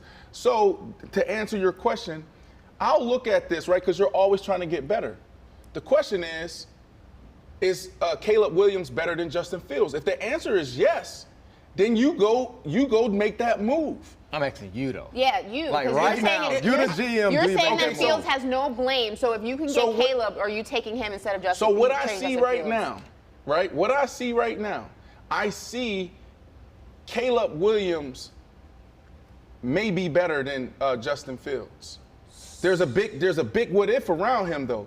When I get drafted, I want ownership in the team. There's a few things. It's like, damn, where's his mind? I don't know. I've never talked to him, right? And that's a big deal too. You can be super talented, but you can be off a little up here, which can cause some problems on the field or within an organization. If I'm the Chicago Bears and I got the number 1, number 2 pick, and I think that Caleb Williams is better, I'm going with Caleb Williams, and I'll go with Marvin Harrison because it makes your team better, and then you get more assets, right? You can trade away him, and you can get a couple assets to build around this team, and you might be in position to lead this division. But here's my confusion on that, because if Justin Fields isn't the problem in Chicago, then why would you why are you even looking at another quarterback? Because if you say that Justin Fields has no blame. We're talking about putting together a team and an organization. That's assets, right? So that's an asset if he's not the problem. But if this quarterback is better, why wouldn't I upgrade my position? We're always trying to upgrade the position. So then, in your mindset, let's take Caleb Williams out of this equation. Justin Fields has been with the Chicago Bears now, what, 4 years? Going on, yep, it's 4 years. How much longer are you giving him? What's your timetable on him? Because you're hell bent on he's not even remotely close to blame what's going on in Chicago. So what's the timetable? This year, and that's why this injury was so devastating, is because this year the way they were looking, everything needs to go on the field except the receiver. Everything. There were some changes after week 3. He started playing great. If he was able to sustain that, I'm not taking Caleb Williams. But because now we're sitting here and it's only a small sample size, 2 games, now you still leave me in the gray. So is this the quarterback of the future for the Chicago Bears? It can be. No, is it? It can be. I'm not having that. Listen, it can be. Based on what you have seen. No, I'm not doing that. And I'm this not doing that. season I'm thus far, answering. It can be. This dude is. I said this when I came back, Ashley, from the week 1 opener. I came back and I said, yo, I seen this dude. They lost to the Green Bay Packers at home. I said, yo, this is my first time seeing him up close and personal. Amazing. Like his arm talent, and I'm not saying he can make all the throws, but his arm talent, his escapability in the pocket, just his stature, like everything. I was in awe. I walked out there, when you walk out to the field and you see somebody like, that dude's a player, that dude's a football player. He stood out of everybody on that field. So he can be, absolutely. But it's going to take the Chicago Bears doing their part. Well, listen, in case you didn't know, Brandon Marshall played for the Chicago Bears, so I don't know. And I don't like the Chicago Bears. know. I agree with your assessment that they're a terribly ran organization. I do like the management that they just brought in, but everything else, they need to revisit all of that. Well, listen, we will be back after this break. Trust me, you don't want to miss what's coming up because Brandon is going to be singing some Taylor Swift. It is going to be one hell of a performance. Yeah, Brandon. We'll Flowers. also be There's talking 2 more. Brandons. No, Brandon Marshall, the Bear Down. He's going to be singing Bro, you some gotta sing Taylor my Swift. goodies, I'm not bringing. And we'll be talking some more football after this.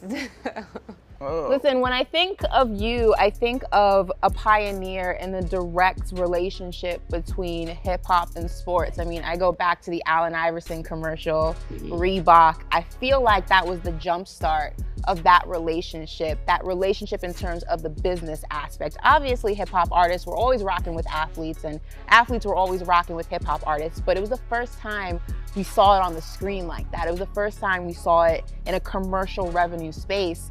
And now fast forward, you see Lil Baby and John Morant recreated that for beats. I mean, go back to that moment with AI. You said that AI, brought the hood to basketball essentially. What was that like? I think me growing up, I played all sport. I played basketball, football, baseball.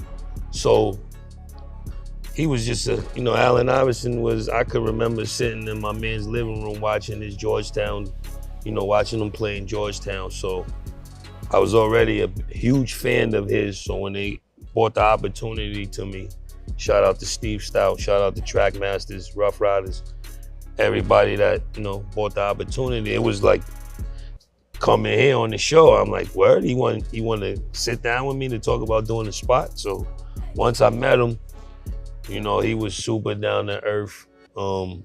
He was a stat. He like, yo, you one of my favorite rappers. I want to do this. We gonna do it. Got the beat, made it happen. I didn't know right then that it would be a timeless commercial spot that opened up, kind of paved the way for everything that came after that. 50 Cent, G-Unit, and Hove, the S-Dot Carters, and all of that came after that. So for me to be able to do that initial commercial with Allen was an honor. Hello, welcome back to the show, everybody. Again, if you missed the block before, Brandon Marshall is going to be singing some Taylor Swift. Can I tease the song? No. We're gonna hold on to it and just surprise the people. So that's coming up. You don't want to miss And that. B-Flow said he's going to sing goodies because he's a good sport and he knows it's going to be great entertainment, so we both lose, right? Not happening, boss. Dang. Yeah, that's not What's today, Monday? We can make another bet then. What do you want to Who's make playing? it on? Cowboys. No. Who you I actually got? gotta Who you make a got? bet. Who you got? No, I'm not betting on the Cowboys and Chargers.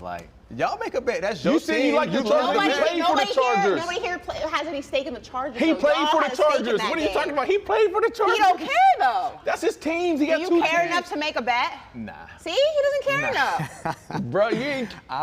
Y'all bet. You love to bet. I'm not a bettor. I just knew that was like not going to happen. But Broncos beating the what has he Chiefs. been saying? The Chargers, this is not good for the Cowboys. So take the Chargers I and don't I'll take bet the with my Cowboys. heart. I bet with my mind. I'm not you. That's why you say You Taylor just said Swift the today Chargers. because you bet it with your heart. Listen, Who's the favorite in this matchup to you, Chargers or the Cowboys? They're the same team. Oh, Ashley, that's not what he said, Ashley. That's not what that's not what he you said. are. They're the You same pulling the team. Brandon Marshall right now. You riding the fence. All right, listen. Speaking of the Dallas Cowboys, who is the best team in the NFC? Crazy day in the NFC on Sunday. The Eagles took their first L of the season after the Jets pulled off the upset. The Niners also lost their first game of the season and lost both Christian McCaffrey and Deebo Samuel to injury. And how about those 5-1 Detroit Lions? What up, though? Ooh. So the question is simple. Who is the best team in the NFC? B-Flow, who you going with? Yeah, leave it up to him, and he can go first because nobody is the best team. I mean, it's the 49ers, but slightly. Like, they're slightly the favorite in the NFC. It's just because the head coach they have a they got some injuries right now, but barring the injuries, their offense was so efficient, and their defense create turnovers, they play ball. So it's definitely the Niners, but Detroit is a close second. You talk about a team with an identity, like that might be my NFC championship matchup, the Lions and the 49ers. So I'm definitely going 49ers as my top team in the NFC. For sure, but I would agree Lions with is that. close. I would agree with that. Yeah, I think for the most part, we're all the top three for all of us, and then probably everybody in the chat as well, probably feel the same way. San Francisco 49ers, the Philadelphia Eagles, and the Detroit Lions. The Detroit Lions is really scary. Like, I'm looking at, and I know that's not the question, and we don't have to dive deep in it, but I'm always looking at, who's that unexpected team? Who's the team that's going to pop up, late in the season, maybe in the wild card weekend, and just devastate, the Detroit Lions, or be devastating to the Philadelphia Eagles or the San Francisco 49ers. So, I don't know we're there yet, but it's going to be interesting to watch over the next couple weeks what team pop out. And there will be a team that pop out. Well, listen, when we talk about the quarterbacks in the NFC, much like the big three in Miami and the big three across the NBA. And the big three right here. Okay, I'm Raj. Wait. You could be Bosh. No, you're Bosh. Yeah, she's in it. You Bosh. No, I was going to say, I'm Flash. No. I'm Flash. I meant to say Flash. I was thinking of Bosh, but I said Flash. I'm Flash. Brandon can be Bosh. If you want to go with Bosh, you can be Bosh. What's wrong with Bosh? I mean, I ain't saying But I'm Flash. I'm definitely Flash. What was wrong with Bosh? He was a good contributor. First of all, I'm definitely They could have got Flash. it done without Bosh. Okay, well, if you That's a whole consider nother conversation. LeBron the leader, I'm Braun. No, Wade was the leader. Okay, so I'm Flash. Yeah, I'm Flash. For sure. okay. Yeah, I'm Flash. That's I'll what be Ray Allen before Bosh. Like, I'll What's be the wrong with sniper. Bosh? Just come in. Every time I'm here, I'm hitting. I ain't Bosh missing. Bosh was a part of the big three. Ray Allen wasn't. He was just like goofy to me. I couldn't be Bosh. Bosh contributed at a high level. I think he's an amazing person on the court, off the court. But it's just like how he was walking and stuff. I can't be like, it was, and it wasn't believable. Well, one of He y'all tried to act gotta be Bosh because Kevin I'm Garnett. Flash. He tried to act like Kevin Garnett, but it's like, we don't believe that anger. Yeah. Well, I'm Flash, so which one's Bosh? I like what B said. I'll let Yeah, B put determine. Ray Allen in there. You're Ray Allen? Ray Okay, Allen. coming with the corner I'm shot sniping, in game yeah. 6. Okay. Braun mindset was weak during that time, though. I don't know. I'm I don't definitely like Flash, that. so I don't care. I'll Well, take- anyway, getting back to the topic of super teams, in the NFC, there's a big four, and it's their quarterbacks. You have Dak, Purdy, Hurts, and Goff. So who do you guys trust the most out of this big four, and who do you trust the least? Be nice. Let's be nice. Go ahead, B-Flow. Who you going with? So I trust Purdy the most, right? Because Shanahan's not going to put him in bad situations. He's going to stick to the run. He's going to get the ball out of his hands quick. He's going to let him get in sync, in rhythm, and when the fourth quarter comes, he's going to just let him have his way. He knows this is one coach that knows how to put his quarterback in the best position to win. I can't say that about any of these other quarterbacks besides Goff. Like, they take care of Goff in Detroit, right? They don't ask him to go out and throw 30 times a game. They limit his throws, but I just don't trust him in the playoffs. Even though he's been to the Super Bowl, Right. I'm going to just go with Purdy because I think he's going to be that much more efficient. Right. Man, that's a great question, Ashley. I think from a playmaking standpoint, if someone had to make a play, I would go with Purdy. But as far as trust, I trust the best leader out of the four. Who's the best leader out of the four? I mean, Dak and Hurts For are me, right it's here. Dak. It's Dak Prescott? Dak and Hurts like right here. No, it ain't Leadership even there, B. qualities. Come on, I'm Leadership sorry. qualities. Hurts is up here. Hurts, to me, is one of the... Oh, I thought you were going to say Dak. He could turn into one of the greatest leaders we've seen in the NFL. He's like that. You go back to his college days, man, how he responded and talked to the media when he was pulled in the national championship game for Tua. And then when he got to, Oklahoma, full uniform after games, big wins, and working out, like leading the way, bouncing back from that. And then doing the same thing here in Philly. So, like, he makes plays, but I trust him because, bro, it's just like, he's the dude that these dudes want to follow. He's the dude that a lot of these kids want to be like. So the answer for me is Hurts. But I can see an argument for Purdy. I can see an argument for all these guys. Why are we? I'm going to push back on something that you said real quick. Why is it that Brock Purdy's more of a leader than Jalen Hurts? I never say he was more of a leader. Well, you said you trust him more. Meaning in the game, like he's gonna make the right throws. In the playoffs, I can trust him not to turn the ball over. I can turn him not to put the ball in harm's way, not hold on the ball too long. You can't trust Jalen Hurts to do that? I can't. I can't. Last year. In what way can you not trust him to do that? The 7 interceptions he had this year. He had 7 interceptions in total last year. Brock Purdy lost to a backup quarterback for the Cleveland Browns. I understand that, but that's one-off game, right? When you have 7 interceptions in all last year, you have 7 interceptions in the first couple of weeks this year. Because I've been there. Like, you know what I mean? Like, I don't think that. For me, the interceptions, like, again, and we have this conversation all the time, and I do this with Dak too, because yes, Dak has interceptions that are solely his fault, but everybody knows that the interceptions, whether the fault of the quarterback or not, go onto their stat line. A lot of the times, if you actually look at the X's and the O's of how those interceptions happened, there's a handful of them that don't, it's not Dak actually throwing the ball into the opposing defense. It's the wide receiver not doing what they're supposed to be doing, not catching those passes. And the same thing with Jalen Hurts. I think that it's very easy to go ahead and just put the generic interception stat line on a quarterback and not actually dive into how those interceptions happened. But those are two drastically different things. Oh my goodness, I can't believe you. Go ahead. They're two drastically different things. I will say this. We have to judge off what we've been seeing this year. Only this year.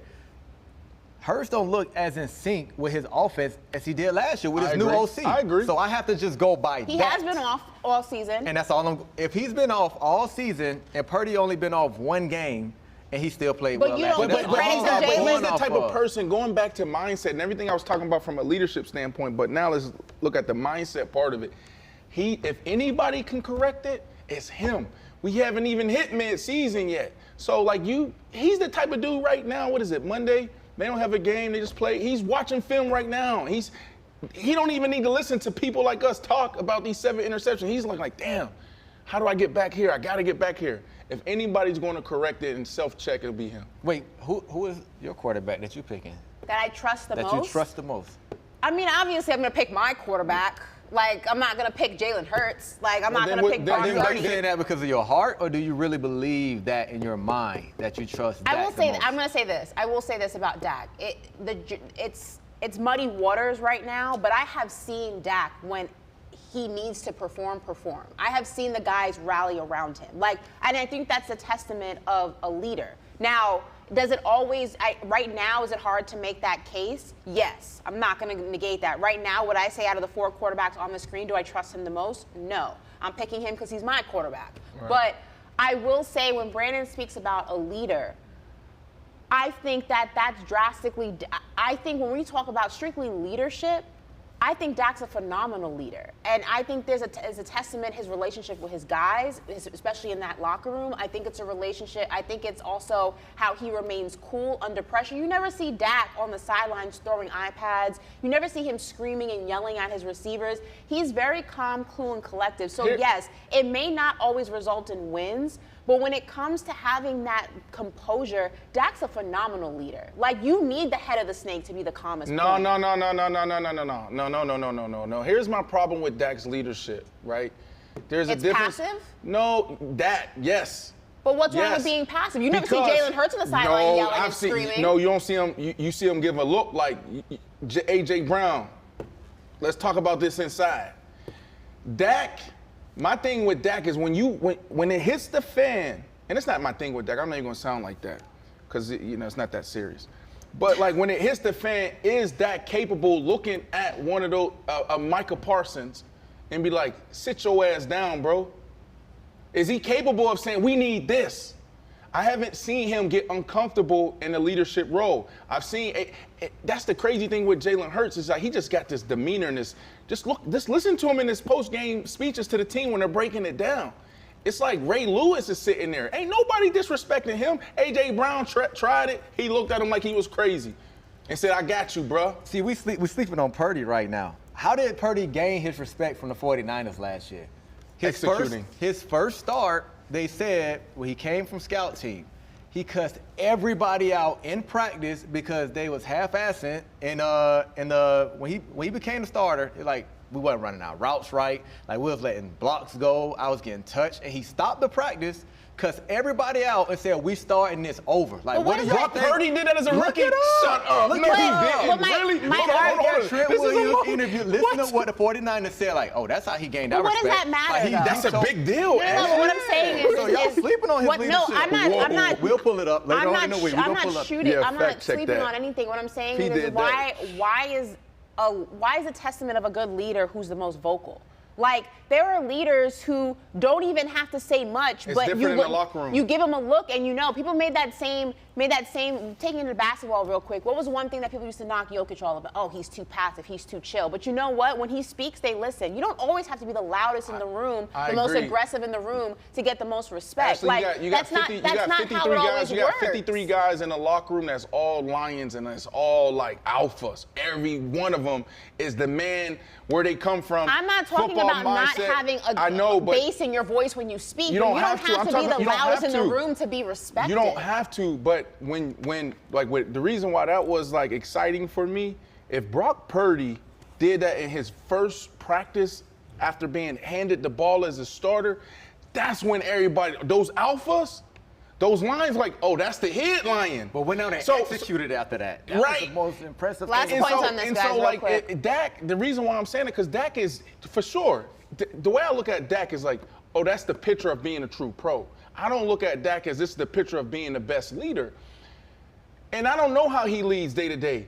But when you got guys that are tripping, guys out of line, there needs to be a certain tone that you have to be comfortable with, and I haven't seen Dak necessarily embrace that. Well, listen, the question was which quarterback do you trust the most? For me, it's Jalen Hurts. Sorry, Dak. Right now, it's Jalen You Hurts. switched it? I said I'm only picking him because he's my quarterback, but if I actually had to pick a quarterback I trust the most, right now it's Jalen Hurts. Out of the 4 guys on the screen, Jalen Hurts has my pick. So there's that. We're going to talk a little bit of Jets, Jets, because we showed you a video earlier of Aaron Rodgers, who just about a month ago had surgery to repair a torn Achilles.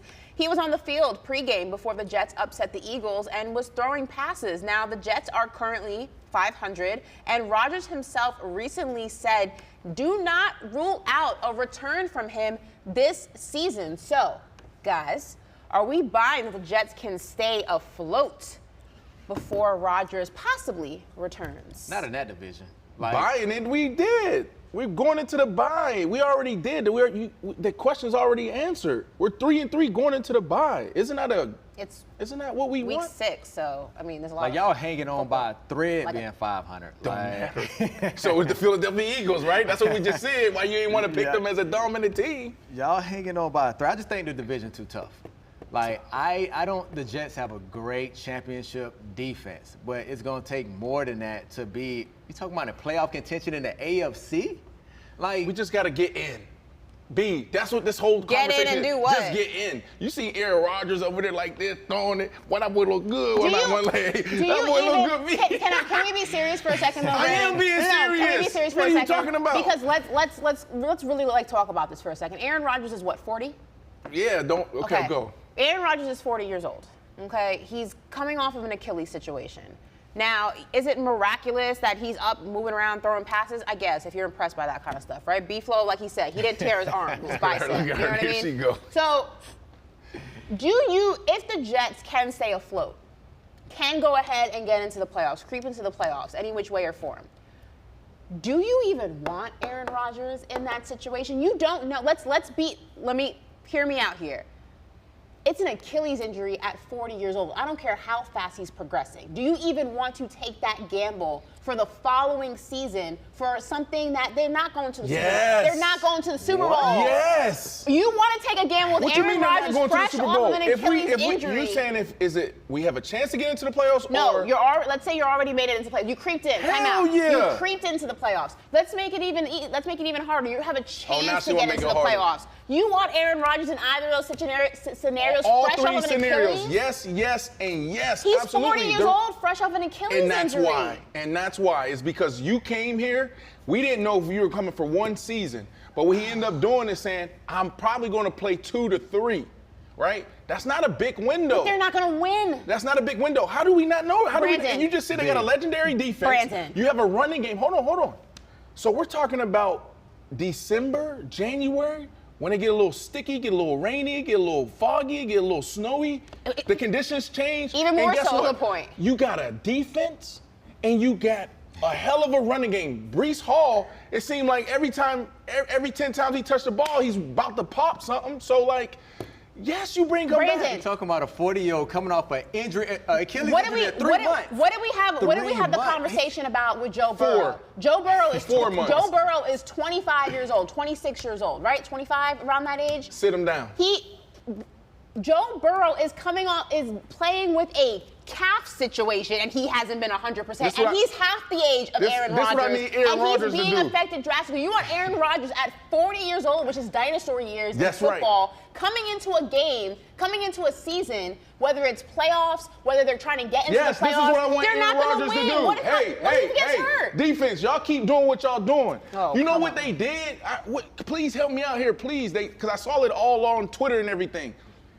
They made Jalen Hurts look goofy.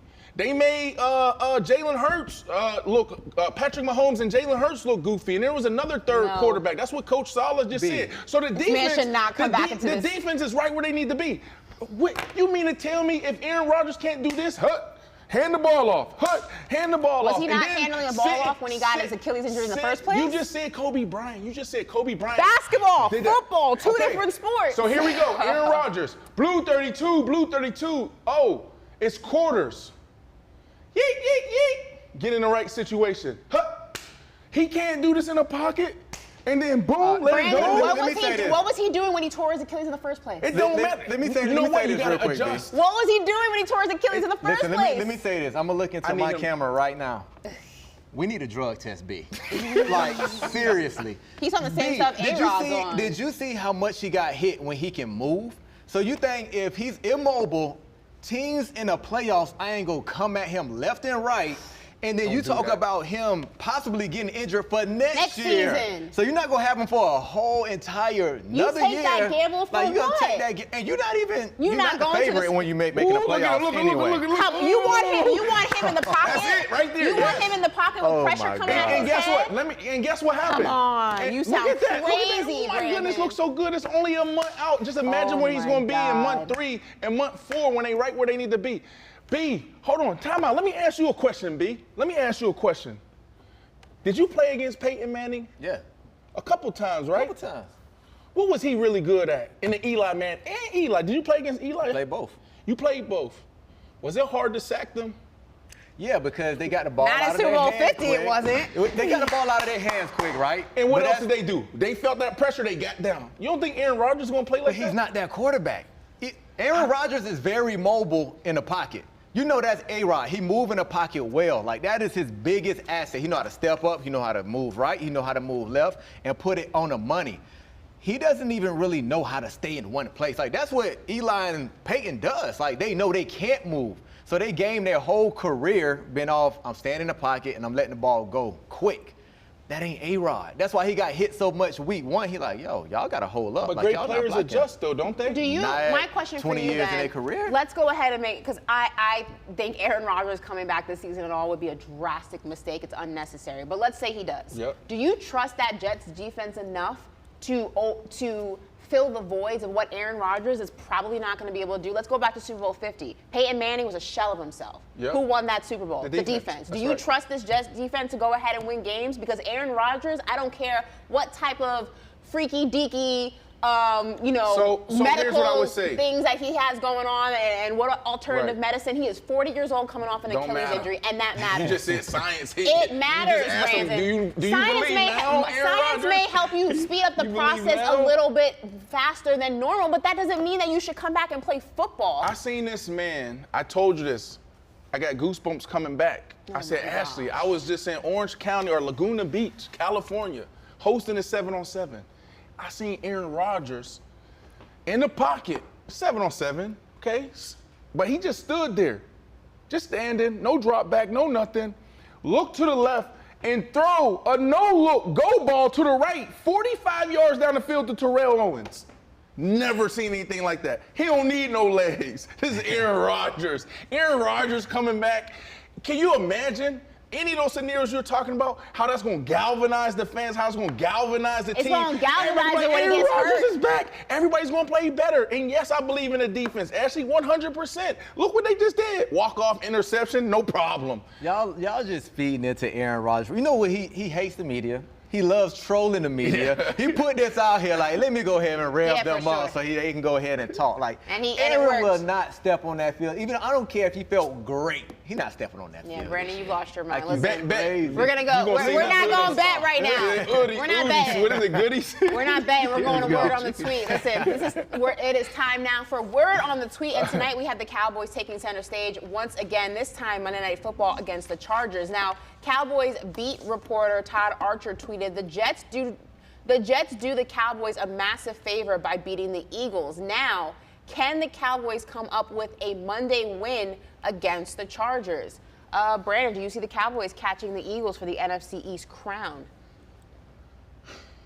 I wanted to, and I picked the Cowboys to represent the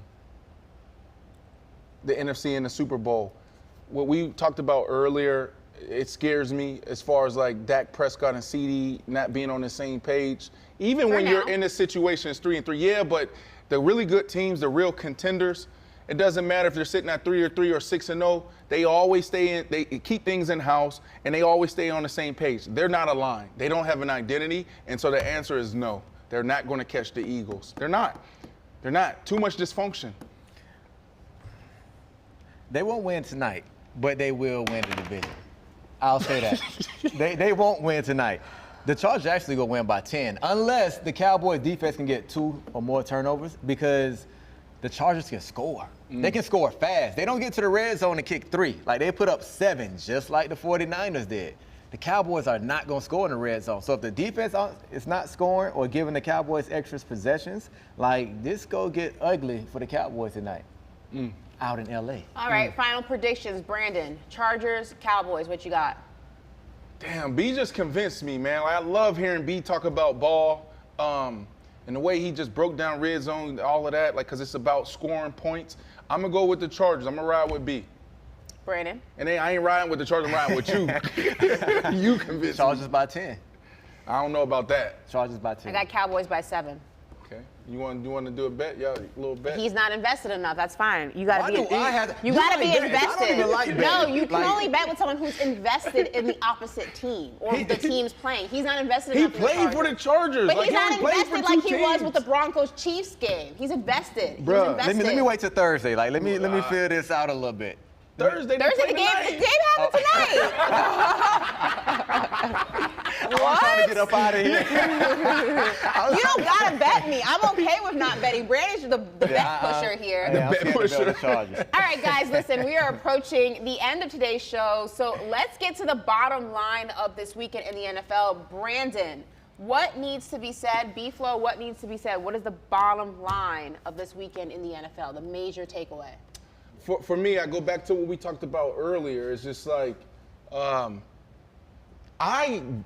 know who the real dogs are and the teams are, and I feel like a lot of us know, but there is more parity. Like, you know, it's any given Sunday. So when we get to that real ball post Thanksgiving, anybody could potentially knock off anybody, and that's what I'm enjoying about this season and where the NFL is, and it's been there the last two and a half years.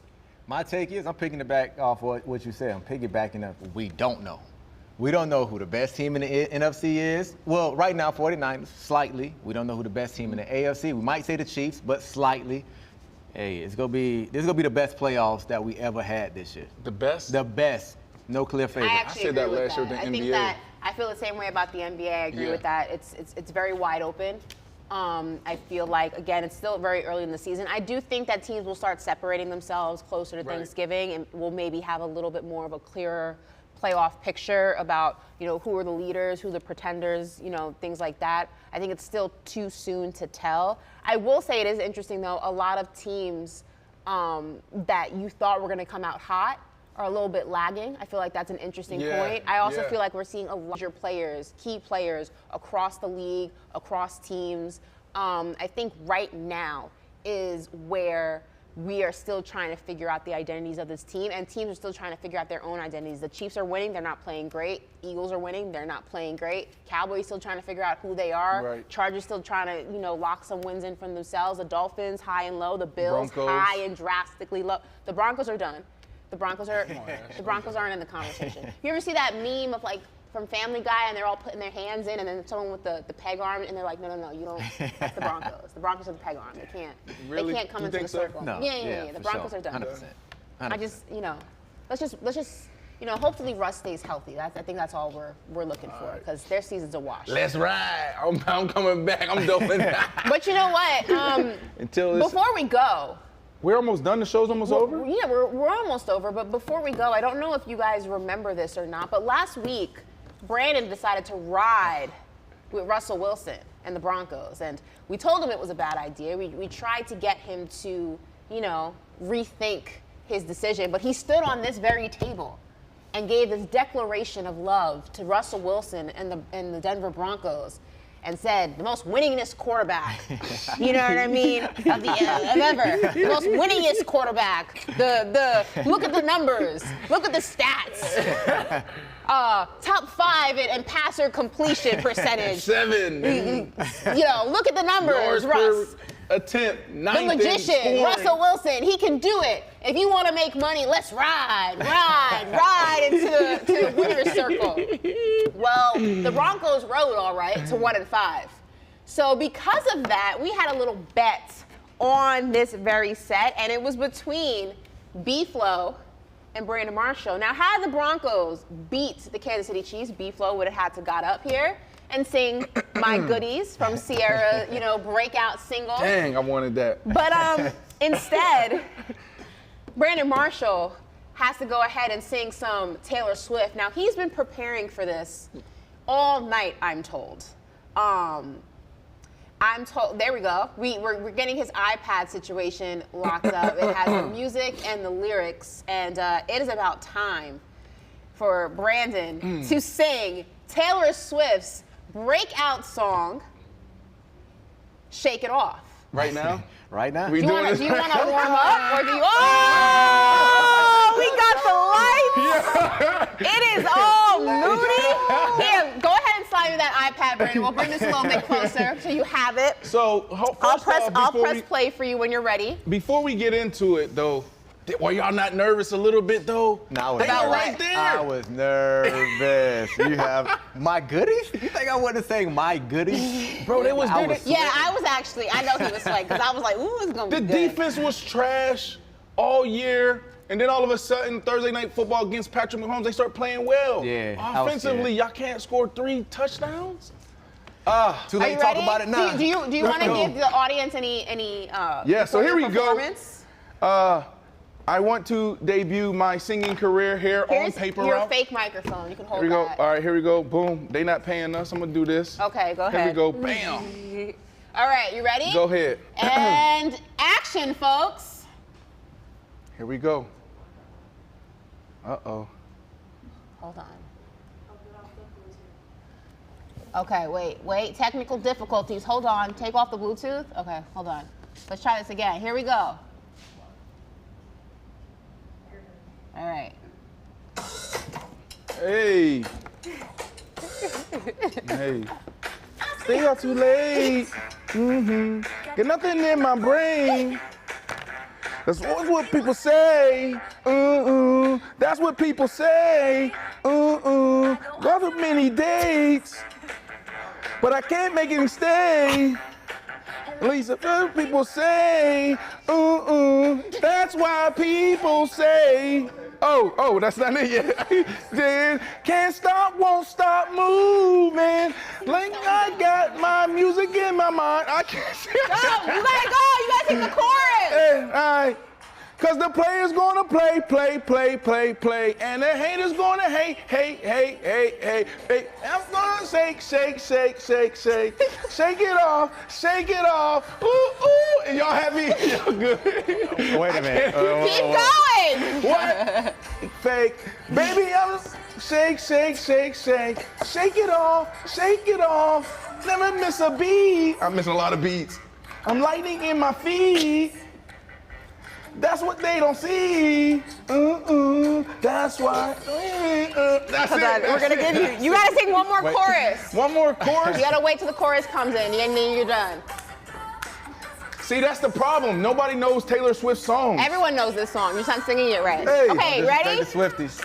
Losing, can't stop, won't stop grooving. There you go. It's like I got this music in my mind saying it's All right, gonna here's be your moment. alright. Cause the players gonna play, and the haters gonna hate. Baby, I'm just gonna shake it off. Be my view, ain't looking at me like. Wait a minute. Well done! We're not done. Time out. If you didn't see this live, right? B had a weird light skin squint when he was doing the little dance. He had a weird little pelvic thrust that he was doing. In the words of a wise man, B, trash. Trash, 1 out of 10? What? 0. How would you rate that performance? Nah, I would have definitely killed my goodies, dog. I don't know. I got to get at a 0. What you think, Ash?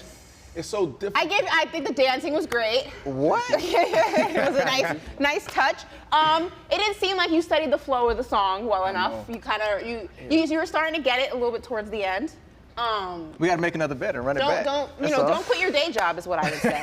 Let's see, on a scale 1 through 5, chat, 5 being the best, 1 being the worst, go ahead and rate Brandon's performance of Taylor Swift, Shake It Off.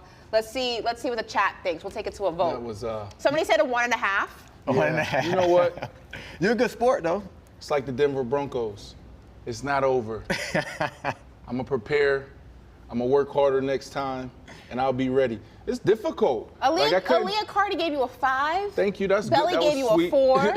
She's being nice. Anybody gave me over a 2. is Betty being gave you a nice. 5. Someone said 0.2. We got some 3s. We got a 2.5. 0.2. We got a 0. Christy O gave you an 8. Look at that. See, Chrissy, that's my dog. That's my dog. 2 for No, effort. listen, I will say this, though. I said going into this bet in this game that this is the last time I'm going with my gut, right? I'm going to go with my head. You know, I'm not going with my heart anymore. You know, you guys obviously know I was drafted to the Denver Broncos. I ride with Russ always.